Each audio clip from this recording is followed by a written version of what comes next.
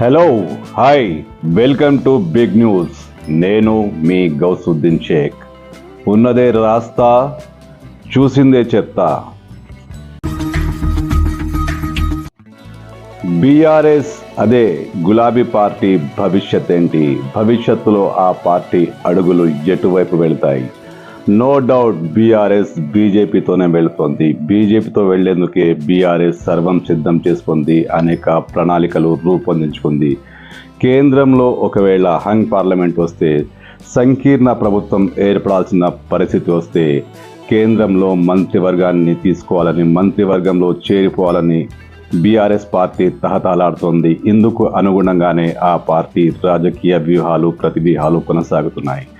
ఖచ్చితంగా బీజేపీతో వెళ్లేందుకు బీఆర్ఎస్ డిసైడ్ అయింది.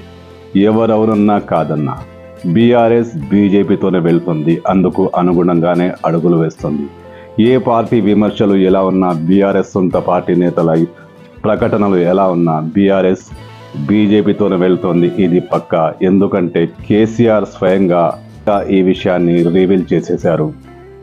మీరు నామా గారిని ఎంపీ గెలిపిస్తే ఆ సంకీర్ణ ప్రభుత్వంలో నామా గారు కేంద్ర మంత్రి అవుతాడని మనం చేస్తా ఉన్నాం. అంటే ఏంటి? ఖమ్మంలో జరిగిన పార్టీ ప్రచార సభలో కేసీఆర్ స్వయంగా చెప్పిన విషయాలిది. కేంద్ర మంత్రివర్గంలో చేరతామంటూ ఆయన ఢంకా బజాయించి చెప్పారు. స్థానిక ఎంపీ అభ్యర్థి నామా కేంద్ర మంత్రివర్గంలో స్థానం పొందుతారని ఆయన వేలాది మంది జనం సమక్షంలో తెలిపారు. అంటే కేంద్రంలో ఏ పార్టీ వస్తుంది? బీఆర్ఎస్ ప్రవచితం. అంటే బీఆర్ఎస్ చెప్తుంది కేంద్రంలో కాంగ్రెస్ వచ్చేది లేదు, సచ్చేది లేదు, ఆ పార్టీకి 40 సీట్ల కంటే ఎక్కువ రావంటూ బీఆర్ఎస్ అధినేతలు గత 2-3 నెలలుగా బాగా చెప్తూ వస్తున్నారు. అంటే ఏ పార్టీ గెలుస్తుంది? నో డౌట్ బీజేపీ గెలుస్తుంది. అంటే బీజేపీ సంకీర్ణ ప్రభుత్వంలో చేరేందుకు కేసీఆర్ సిద్ధంగా ఉన్నారా? ఎస్, అదే సమాధానం వస్తుంది. ఎందుకంటే సాక్షాత్తు కేసీఆరే ఈ ప్రకటన చేశారు.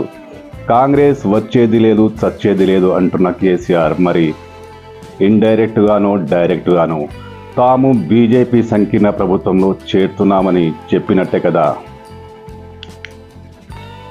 అంటే తెలంగాణలో పొలిటికల్ సీన్ చాలా క్లియర్ కట్గా కనిపిస్తుంది. కేంద్రంలో బీజేపీ ప్రభుత్వమే వస్తుందని బీఆర్ఎస్ బాగా బలంగా నమ్ముతుంది. రాజకీయంగా బీఆర్ఎస్ బీజేపీను విమర్శిస్తూనే ఉంటుంది. మోదీపై విమర్శనాస్త్రాలు సంధిస్తూనే ఉంటుంది. ఆ పార్టీ అధినేత కేసీఆర్, కేటీఆర్, హరీష్ రావు ఇలా ఎవరు చూసినా బీఆర్ఎస్ నాయకులు బీజేపీని తిడుతూనే ఉంటారు. కానీ వారికి బాగా నమ్మకం కేంద్రంలో మళ్ళీ బీజేపీ వస్తుంది. కాకపోతే సంకీర్ణ ప్రభుత్వం వస్తుంది. ఆ సంకీర్ణ ప్రభుత్వంలో తాము చేరాలని బీఆర్ఎస్ తహతహలాడుతుంది. అందుకే కొన్ని సీట్లైనా దక్కించుకొని కేంద్రంలో చక్రం తిప్పాలని బీఆర్ఎస్ మాస్టర్ ప్లాన్ వేస్తుంది. అంటే కాంగ్రెస్ పార్టీ చెప్పినట్టుగా బీఆర్ఎస్ బీజేపీ ఒకటేనని కేసీఆర్ మాటలతోనే, కేసీఆర్ ప్రకటనతోనే వేలాది మంది సమక్షంలో తాము కేంద్ర మంత్రివర్గంలో చేరుతున్నామంటూ కేసీఆర్ చేసిన ప్రకటనతో బీఆర్ఎస్ బీజేపీ ఒకటేనని చాలా క్లియర్ కట్గా తెలిసిపోతోంది.